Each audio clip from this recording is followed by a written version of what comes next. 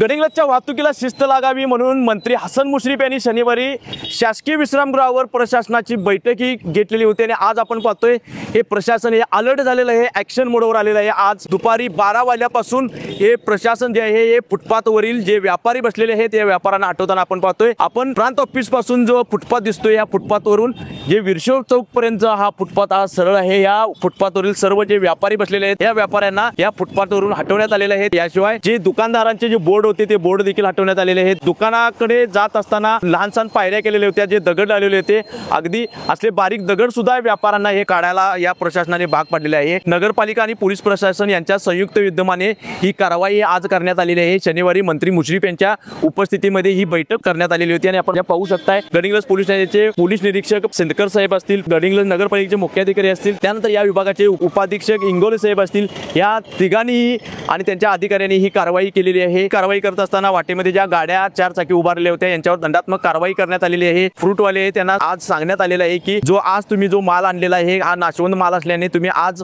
उद्या 2 दिवसात संपवा आणि त्यानंतर इथे मार्केटला हा किंवा फुटपाथवर हा तुमचा स्टॉल लागू नये अशी त्यांना सूचना करण्यात आलेली आहे। याशिवाय बाकीच्या आणखी काही गोष्टी आहेत या प्रशासनामार्फत तिघांनी एकत्रित बसून बैठकीत निर्णय घेतलेला आहे आणि जी वाहतुकीला शिस्त लावायचा जो आदेश मंत्री मुश्रीफांनी दिलेला होता परवाच्या या बैठकीमध्ये त्याचं तंतोतंत पालन करण्याच्या दृष्टिकोनातून आज हा प्रशासनामार्फत पहिला पाऊल उचलण्यात आलेला आहे आणि आज आपण पाहिलं तर हा मोकळा श्वास घेताना हा फुटपाथ दिसत आहे।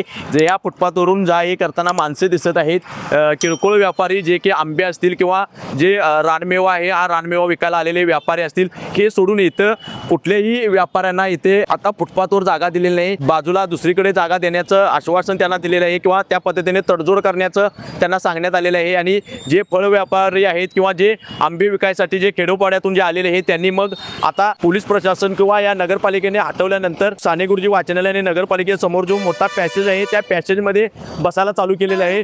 तिथे देखील आता ग्राहक येताना आपण पाहतोय आणि दुपारचे आता साधारण 2 वाजले तरी सुद्धा इथे बघितलं तर हे ट्रॅफिक हे असंच हे जाम राहतं आणि वाहतुकीला अडथळा होत राहतो। ह्या गाड्या आता आपण पाहिल्या तर आपण जसं बातमी करायला चालू केले किमान आपण 2-3 मिनिटापासून इथं आहे IIC कार मगापासून आहे। ह्या गाडीवर सुद्धा पोलीस प्रशासनाने कारवाई केलेली आहे। अशाच गाड्या आपण पाहू शकतो, ही देखील मागे गाडी राहिलेली आहे।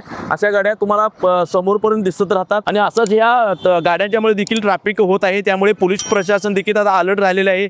मंत्री मुश्रीफ यांनी सांगितल्या पद्धतीने पोलीस प्रशासनाचे काही अधिकारी हे फक्त गाड्यांच्यावर कारवाई करण्यासाठी राहणार आहेत, नगरपालिकेचे कर्मचारी त्यांना सहकार्य करणार आहेत। जे तिघांनी मिळून जे काही कारवाई करण्याचे जे निर्णय घेतलेले आहेत त्या पद्धतीने आजपासून ही कारवाई करायला चालू केलेली आहे आणि 1 महिन्याच्या आत रिझल्ट दाखवा असं मंत्री मुश्रीफांनी सांगितल्यामुळे आज हे प्रशासन अलर्ट झालेलं आहे। यामध्ये सर्व अधिकारी हे तिघांना दिलेले आहेत, म्हणजेच पोलीस प्रशासनाचे इंगोले साहेब असतील, पोलीस निरीक्षक सिंदकर साहेब असतील आणि मुख्याधिकारी यांना दिलेले आहेत। त्यामुळे आजपासून हे ॲक्शन मोडवर आलेले आहेत आणि हा फुटपाथ हा मोकळा झालेला आहे। पण फुटपाथ मोकळा झाल्यानंतर या व्यापाऱ्यांचा काय करायचा हा देखील प्रश्न निर्माण होतोय। त्यामुळे आजचा पहिला दिवस आहे, आजची पहिली कारवाई आहे, त्यानंतर कशा पद्धतीने सहकार्य मिळतंय, त्यानंतर यावर काय लोकांच्या प्रतिक्रिया येतात, त्यानंतर काय ॲक्शन होऊ शकते लोकांच्यातून किंवा प्रशासनाकडून हे पाहणं देखील आता गरजेचं ठरणार आहे। गडिंग्लजहून लाईव्ह टुडे मराठीसाठी निश्चित मोरे।